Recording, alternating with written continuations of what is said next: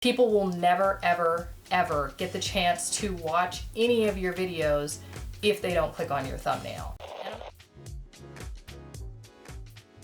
Hey, welcome back. I hope you're doing well. So today I'm going to talk about how you can reach your first 100 subscribers. So for those of you who don't know, I just recently reached my first 100 subscribers. Yes, I'm very happy about that. I really am. And it actually took me a while. I mean, some people don't want to talk about like how long it takes them to reach like these milestones and things like that. It's different for everyone, and there are some things that will definitely help you reach that faster than I reached it. In fact, a whole lot faster than I reached it, because once I started doing these things, that is when I saw my momentum start to like take off. The other things that I was doing, they weren't working. Also, just so you know, this is my like second YouTube channel. I had another one before, which I no longer post on, but that one never reached 100 subscribers, and unless I go back and post on it, which I probably won't, it will probably never reach 100 subscribers. My first tip is something that, yeah, you're gonna hear a lot, but I have some like very specific reasons as for why I think that you should do this, and that is consistency. Yes, I know you probably heard it from most of the YouTube advice out there, but I would say that consistency is something that you have to do. I'm not saying that you have to do it like for a year or for like 5 years, but as consistent as you can be for as long as you can be is something that's absolutely necessary.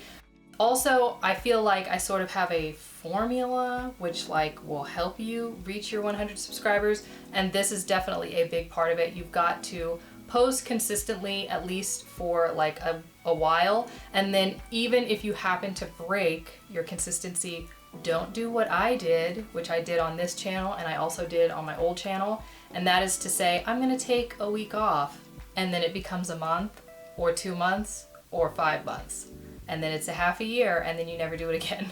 And I don't know why people do this. I think they're just like, oh, I'm gonna grow my channel as fast as I can, but let me post every day for a week and then I'll reach 1,000 subscribers. No, no, no. Unless your videos are amazing, like super amazing, you don't really want to post every day like that. Unless they're shorts. If you're doing like a shorts channel, then I could see maybe you posting every day because they're shorter form content. But even with shorts, they usually don't reach the shorts shelf. They usually don't reach the shorts shelf until like a day or two later. So even if you post it, it doesn't mean it's even going to hit the shelf for like maybe a couple of days. So I just wouldn't recommend posting every day. On YouTube, there is a such thing as too much, and there's also such thing as like oversaturation. So they don't really have time to push one video out from you if they're already trying to push another one out because you are releasing them back to back. Don't do that. I don't know why people do that. I haven't really seen it work for anyone. It would be much better to do 7 consistent weeks, 1 video a week, or if you want to do 2 videos a week, you know, then you've got like a month of content right there. Another thing which you have probably heard, but I can tell you from experience, is something that you have to do, and that is to pick a niche. Yep. I mean, if you don't want to use the word niche, you don't have to. Pick a subject matter that you would like to make your channel about. And it doesn't mean that like you're gonna have to stick to that forever, but if you don't pick one for at least, I would say 6 months, then people don't really see a reason to subscribe to your channel. Now, something that goes in with subject matter is also your personality. So if you have like a really intriguing personality, then that can be helpful for sure. I don't think that even with a super intriguing personality, it will necessarily draw in a ton of people. It's kind of weird, but your like presence on the camera can totally drain based on camera recording. So even if you're very energetic in person, it may come off as not as energetic on camera and things like that. And you don't want to pick like a character, you just want to kind of try and be a version of yourself. It may not be like you in the classroom when you're like falling asleep on your desk, but you know, you're gonna want to pick some version of yourself. So I would say pick a subject matter, and I tried to do this first because I knew it was important, and then I kind of fell away from it as I saw it not working. So one thing that I would say is if it's a subject matter that's maybe not as popular, that can mean 2 things. There is either a huge demand for it and no one is making videos about it, or there's not so much demand for it, So I would say that with mine, there was maybe not so much demand for it. It was filmmaking, film things. Didn't feel like a subject that had a lot of momentum or that had a lot of interest. So then I started changing what I was gonna do, and I sort of tried to do more lifestyle, but then that was just kind of odd for that channel. So that's why that channel is done. Even though I was trying to do lifestyle, which is a huge form of subject matter and really isn't a niche, then I sort of tried doing more clothing because I really like clothes. I would say that after I picked the niche of K-pop, which still kind of goes into my like clothing because I like clothing and they have awesome clothes in K-pop videos, that is pretty much what I picked as a niche. And really it was just because finally I made a video, which I wasn't even planning to make, on something that I watched, which was my Blackpink view. I didn't do so well at first, but then it started to pick up momentum. And then I was just like, you know what? I like the subject. I've been putting it off, so I just picked it. Once I picked my niche, I would say it was pretty much about 4 months to reach 100 subscribers. I didn't completely post only that subject matter, but I pretty much just started to stick to it. And once I started to stick to it, I saw improvements 100% once I did that instead of posting all over the place, because most people aren't going to be interested in a whole bunch of different subject matters. If you are trying to find people who are interested in car repairs and makeup and cooking and filmmaking, you're gonna have like a hard time. Yeah, I mean, I might like all of those things, but it doesn't mean that someone's going to come to a channel to look for all of those things. I'm going to go to like sort of an expert in each. That is my long rambling bit on niches. You've pretty much got to pick one, and you can change it later. If you go a year and you're like, you know, I'd like to kind of pivot, then you can kind of alter it. Or like I still do clothing videos, but they're also like related to K-pop, you know? So the next thing that I wanted to bring up is bringing about a little bit of controversy on YouTube.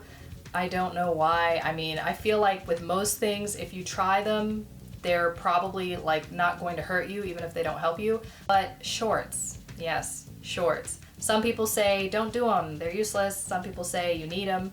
I mean, they are like sort of a copy of TikTok, but Instagram loves to copy TikTok. That's all Instagram has been doing lately, is copying TikTok. It's actually, I feel like, not necessarily working as well on Instagram as it is on YouTube. That brings me to shorts are a must. I feel like in order to get traffic, a good way to get started with that, especially in a faster pace, is to do shorts. Now, the other thing I would say is a must is they must be related to your channel, which also goes to subject matter and niche. If your shorts are completely unrelated and they're like just random jokes or TikToks or other people's TikToks, which you shouldn't do because eventually that will probably cause you copyright issues. If they're your own TikToks, I'd say that's fine, but if they're other people's, then I would avoid that. I would say that shorts are a must. I feel like this because it is the best way to bring new traffic, even worldwide traffic, to your channel because there is less competition for right now. I think there are 1 billion shorts already, but that's still not as many as YouTube videos because YouTube has been around for a long time now. I think it's 15 years. It's been a while. So there are a ton of YouTube videos, an endless number of YouTube videos, but there aren't really that many shorts out. And there aren't many shorts that are dedicated to being shorts either, which is interesting. A lot of them are just sort of ripped off TikToks. So I would say that you are going to want to make shorts content.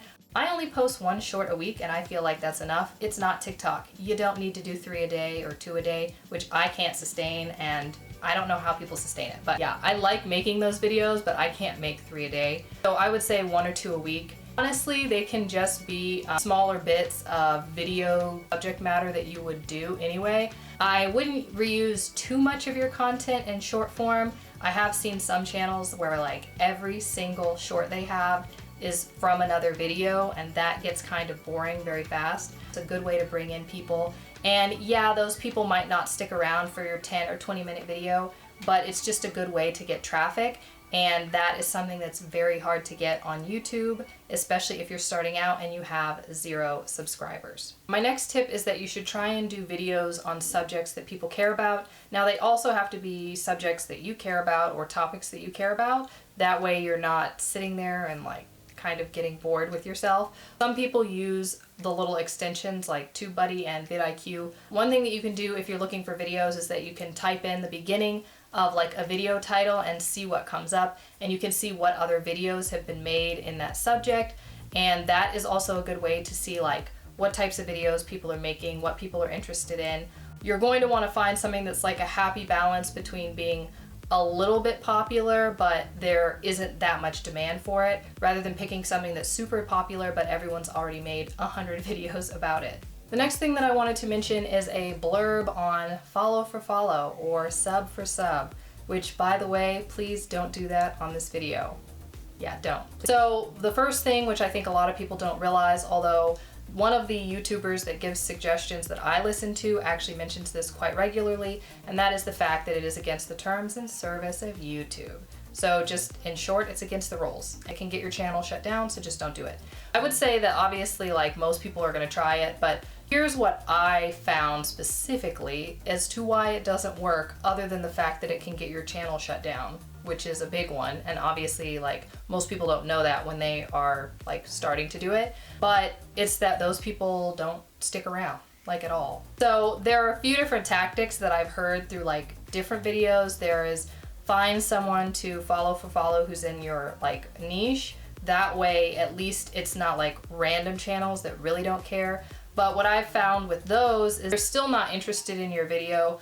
Also, they can like use that to sort of like copy what videos you make, because then everyone is in the same niche, so they're all just sort of repeating the same videos. Also, those people, for whatever reason, want to have like a ton of subscribers on their videos, but don't want to be subscribed to anyone, and they will subscribe and then unsubscribe. But another one is also that if you look at their channels, you will see a large number of subscribers, not usually like a ton, but somewhere in the hundreds, and then you will see maybe 5 or 10 views on their videos. Yeah, that's usually how it works. So I would say that I wasn't like doing this for very long, but when I first got started, a couple of people, they were like, oh, if you support me, I'll support you. And what I found was that they would subscribe and then like unsubscribe the next day. And if you're not doing many people, which I wasn't, it's actually super easy to tell who is unsubscribing from you. Pretty much anyone who subscribed to you the previous day is probably the one who unsubscribed like the next day. It's very strange. So I would say that obviously, other than the fact that it will get your channel shut down, just stay away from all of that. It gives you false inflation and it definitely won't help you in the long run. Now, on the note of family members who aren't follow for follow or anything like that, but they are just people who are there to support you, I would actually also recommend against that. I don't have like a bunch of family members subscribe to my channel just because they're not necessarily interested in the subject matter, so they'll be subscribed, but they won't actually watch your videos. And you don't actually know what people are interested in if only your family members are watching your videos. So that's part of the reason that I didn't ever do like family. And I think that's a pitfall that a lot of people fall into, where they allow family members to watch and subscribe to their videos, and then you don't know what actual people want who don't know you. And the family members might tell them it's really good, but that doesn't mean that the general public will like your videos. Basically, I would say just work your way up, even though it is a little painful. That way you can really get a feel for what the audience wants and who you're targeting, and you don't have like all these other people sort of messing with your analytics. So another thing that I would have to mention, which I have to say is really sort of interesting, and if you think about it in the way that I'm about to explain, I think that will help, is the fact that thumbnails are kind of all important. Which sounds weird because I feel like a lot of people talk about, you know, titles, they talk about what you should put in your description and how you can keep people watching, which is all fine, except for the fact that if your thumbnail isn't good, no one will click on your video. So it's kind of strange, but I have videos that I actually went back and tested after they didn't do as well, and I put a better thumbnail on them, and then they started getting views, because YouTube pretty much will keep giving a couple of impressions here or there, even actually if your channel isn't active, because I still get impressions on that old channel that I mentioned.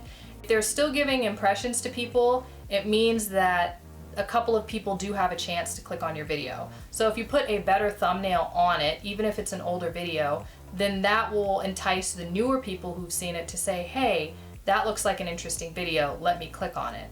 And if your thumbnail is something that people don't want to click on, which pretty much means anything that's like dark, grainy, a picture that sort of looks like the default pictures, anything that looks like that, people are not really going to want to click on.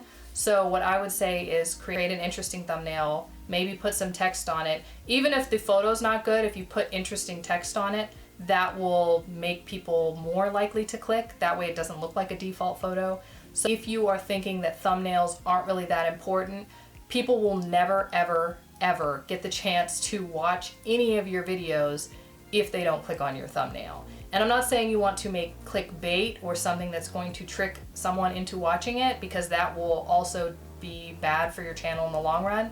But if you create a thumbnail that's related to the video and basically sort of tells people what they're going to get, or like teases them with what they might get, then that will make them click on it, and that will at least give you the opportunity for them to watch it. So definitely thumbnails are pretty much the key of everything. And look at other people's videos or other people's thumbnails in the subject matter that you're making. That way you can see like what other thumbnails in that genre look like. It doesn't mean that you have to make thumbnails like that, but it will give you some ideas as for how you want to create yours. Another thing which I wanted to quickly mention is the fact that it is very hard to sort of keep consistent and keep motivated to make videos, especially when you're not getting as many views or as many subscribers.